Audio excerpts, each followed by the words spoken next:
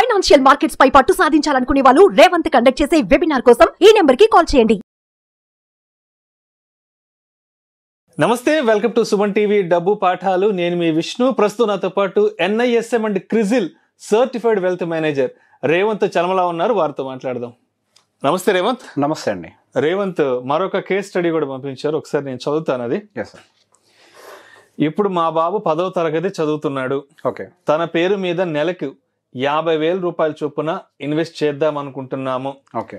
5-6 సంవత్సరాల తర్వాత, అంటే మా బాబు ఇంజనీరింగ్ పూర్తయిన తర్వాత ఉన్నత చదువుల కోసం విదేశాలకు వెళ్లేందుకు ఓకే ఈ డబ్బుని ఉపయోగిద్దాం అనుకుంటున్నాము. ఓకే. బ్యాంకు లోన్ తీసుకొని గాని లేదంటే అప్పు చేసి గాని మేము మా బాబుని ఫారెన్ కి పంపించే ఆలోచన చెయ్యట్లేదు.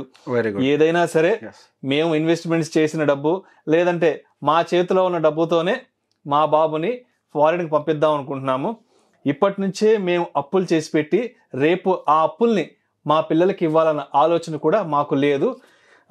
ఆ బర్డన్ను మేము తీసుకోము, మా పిల్లలకు కూడా ఇవ్వదలుచుకోవట్లేదు అంటూ కూడా ఒక రిక్వైర్మెంట్ పంపించారు. నిజంగా అంటే ఇప్పటి నుంచే ఎంతో కొంత డబ్బు పోగు చేసుకుని ఆ అబ్బాయి MS చదువు కోసం, ఉన్నత చదువుల కోసం ఫారెన్ వెళ్ళడానికి ఆ డబ్బుని ఉపయోగిద్దామని ఆలోచనలో ఉన్నారు ఈ పేరెంట్స్. ఓకే. సో బేసిక్గా ఫస్ట్ మనము 50,000 SIPయా లేకపోతే ఎంత సేవింగ్స్ అనేది ఫస్ట్ 50,000 ఫిగర్ చెప్పారు. సో మనం దీన్ని ఫస్ట్ టార్గెట్ ఐడెంటిఫై చేసిన తర్వాత కదా మనము ఎంత SIP చేయాలని నిర్ణయించుకునేది. సో 50,000 అనేది ఒకటి అనేసుకున్నారు. సో బేసిక్గా నిజంగానే 50,000 వాళ్ళ అబ్బాయి చదువులకి సరిపడా సంపదని క్రియేట్ చేస్తుందా, అది పెద్ద క్వశ్చన్. రైట్. అంటే నెలకి 50,000 అంటే చిన్న అమౌంట్ ఏం కాదు కదా రేవంత్. అమౌంట్ చిన్నది కాదు, కానీ అది అవసరాన్ని తీర్చాలి కదండి. నెక్స్ట్ 5-6 ఇయర్స్ తర్వాత అబ్రాడ్ వెళ్ళడానికి అది సపోర్ట్ అవుతుందా లేదా? సరిపోదు. అది ఎలా అనేది నేను చెప్తాను. ఇప్పుడు అబ్రాడ్ వెళ్ళాలంటే యావరేజ్ గా 70 లక్షల రూపాయలు ఖర్చు అవుతుంది.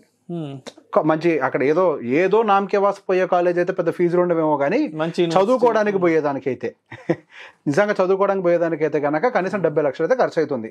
రైట్. ఆ 70 లక్షల రూపాయలు మీరు ఎప్పటికి ఎస్టిమేట్ చేయాలి? మళ్ళీ 5 ఏళ్ళు గ్యాప్. రైట్. ఈ 5 ఏళ్ళు మీకు 70 లక్షలు ఉంటుందా కాస్ట్? పెరుగుద్ది కదా. అవునవునా.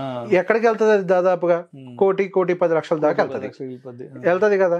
సో మీరు 50,000 రూపాయలు SIP చేస్తే మీరు మాక్సిమం 5 ఏళ్ళు ఎక్కడి వరకు వెళ్ళగలుగుతారు? మహా వెళ్ళగలిగితే 45 లక్షల వరకు వెళ్ళగలుగుతారు. కానీ మీరు కనీసం 50% ఆఫ్ యువర్ టార్గెట్ ని కూడా మీరు అచీవ్ చేయట్లే. Less than 50% of your target ని అచీవ్ చేస్తున్నారు.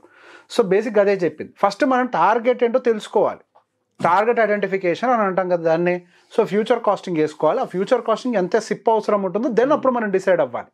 అండ్ 2, ఇక్కడ కూడా సరే ఇప్పుడు మనకి ఎక్కువ డబ్బులు అవసరం ఉన్నాయి కదా అని చెప్పేసి కొద్దిగా అగ్రెసివ్ ఇన్వెస్ట్మెంట్స్ వైపు కూడా చూస్తూ ఉంటారు. ఇక్కడ మనం ఒక విషయాన్ని బాగా గుర్తుపెట్టుకోవాలి.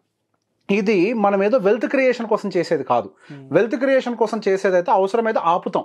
ఇప్పుడు వద్దులే, కొంచెం వెయిట్ చేద్దాం, పరిస్థితులు బాగోలేదు, కొద్దిగా టైం తీసుకున్న తర్వాత వాటిని నమ్మి మనం రిడీమ్ చేద్దాం అని చెప్పి ఆలోచిస్తాం.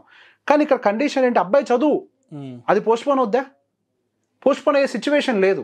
ఎట్టి పరిస్థితుల్లో అబ్బాయికి 21వ సంవత్సరం వస్తే అబ్బాయి చదువులకు వెళ్లాల్సిందే. ఇంకొక దారి లేదు అక్కడ.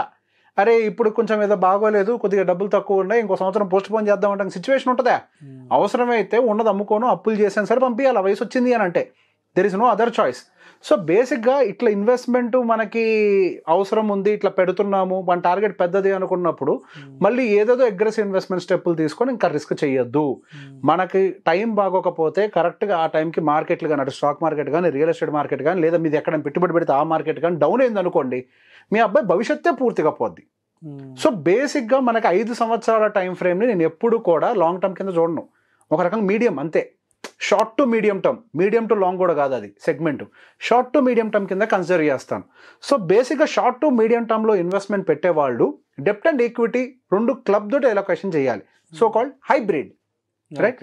సో హైబ్రిడ్కి మించి వాళ్ళు దాటిపోకూడదు. ఎందుకు? ఈక్విటీలో వాలటాలిటీ అనేది చాలా ఎక్కువగా ఉంటుంది.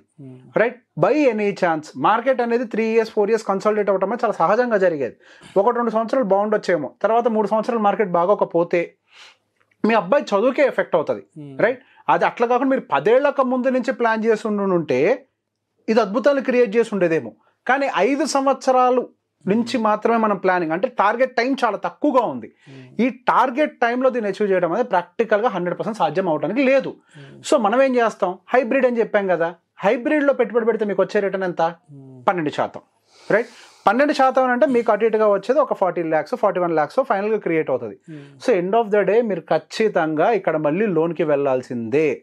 సో ఇక్కడ జరిగిన పొరపాటు ఏంటి చెప్పండి? ఫస్ట్ పేరెంట్ దగ్గర ముందు ప్లాన్ చేయకపోవటం. ఓకే, అబ్బాయికి 5 సంవత్సరాల్లో హైయర్ ఎడ్యుకేషన్ ఉంది అనగా ప్లానింగ్కి రావటం ఏంటి?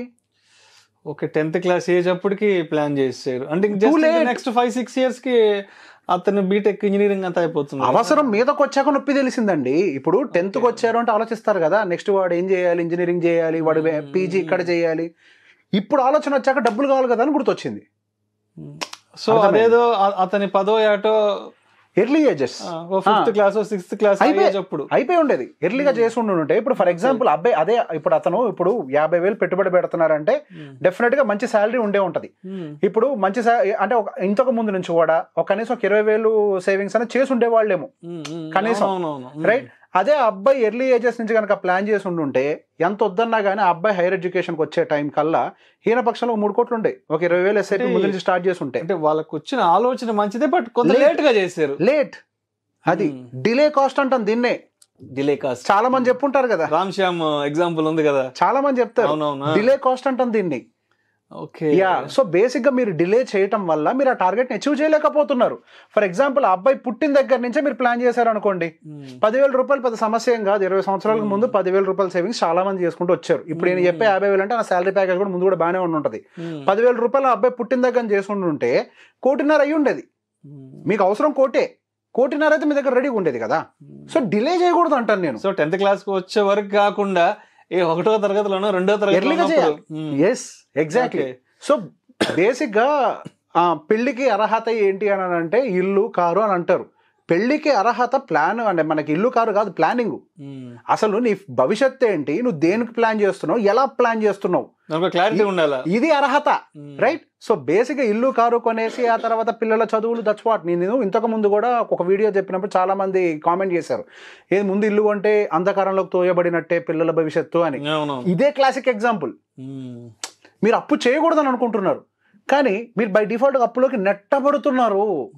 అప్పులోకి నెట్టబడకుండా ఉండాలి అని అంటే ఎర్లీ ఏజెస్ నుంచి ఈ పెద్ద పెద్ద క్యాష్ కాంపోనెంట్ రిక్వైర్మెంట్ ఉండే టార్గెట్స్కి సంబంధించి మనం ముందు సేవింగ్స్ మొదలు పెట్టాలి.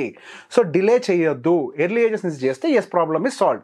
బట్ ఈయన కండిషన్లో ఎట్టి పరిస్థితులు అప్పు చేయాల్సిందే, దానికి మరో దారి లేదు, మార్గం లేదు.